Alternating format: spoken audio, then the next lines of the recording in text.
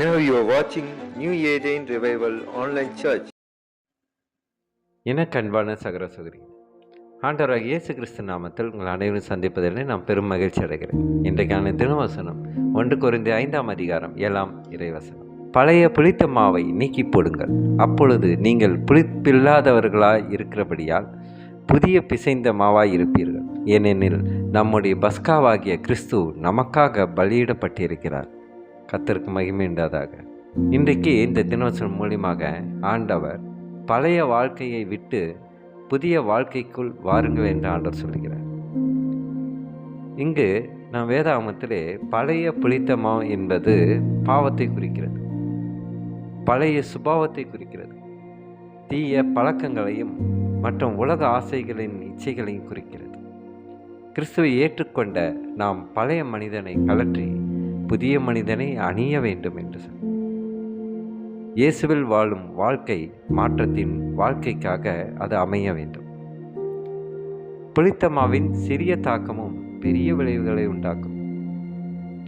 சிறிய அளவு புளித்த மாவு முழு மாவையும் புளிக்க செய்வது போல சிறிய அளவு இருக்கும் பாவங்கள் முழு வாழ்க்கையும் பாதிக்க வைக்கிறது.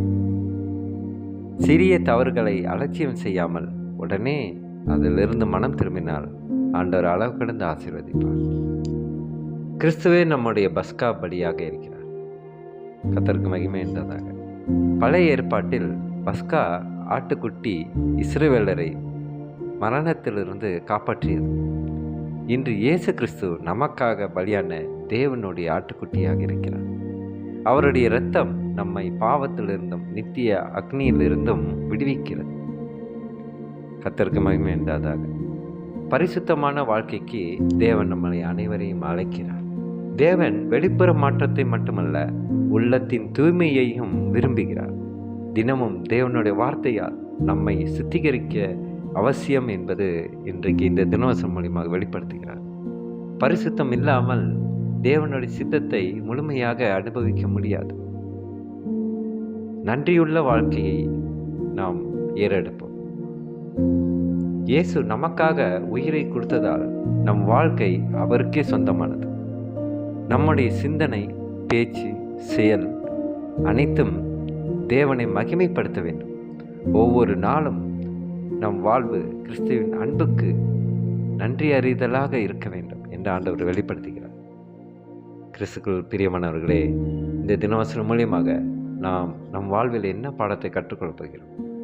பழைய பாவ வாழ்க்கையை விட்டு விலகுங்கள். மனம் திரும்பி பரிசுத்தத்தில் நடக்க உறுதியாயிருங்கள். கிறிஸ்துவின் பலியை நினைத்து நன்றியுடன் வாழுங்கள். உங்கள் வாழ்க்கை மற்றவர்களுக்கு கிறிஸ்துவின் ஒளியாக வெளிப்படுத்துங்கள். ஜெபிப்போமா? எங்கள் அன்பின் பரலோக தகப்பனே, இன்றைய நாளுக்காக உமக்கு நன்றி செலுத்துகிறோம் ஆண்டவரே. எங்களுக்காக பஸ்கா பலியாக தம்மையே ஒப்பு கொடுத்த ஆண்டவராகிய இயேசு கிறிஸ்துக்காக உம்மை ஸ்தோத்தரிக்கிறோம். கசப்பையும் பொறாமையும் கோபத்தையும் அகந்தையையும் மற்றும் உமக்கு பிரியமில்லாத எல்லா காரியங்களையும் நீக்க உதவுங்கள் ராஜா.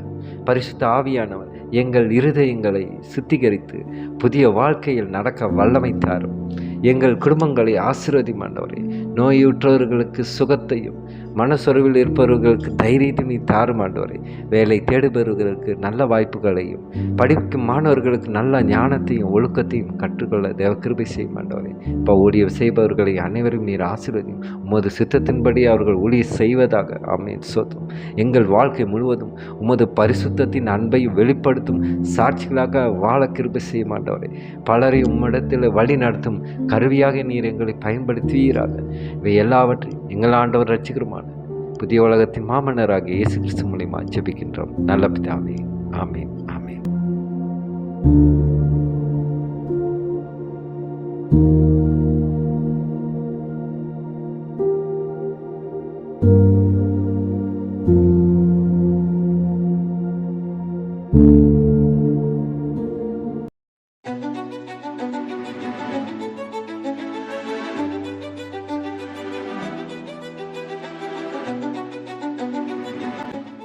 Now you are watching New Eden Revival Online Church.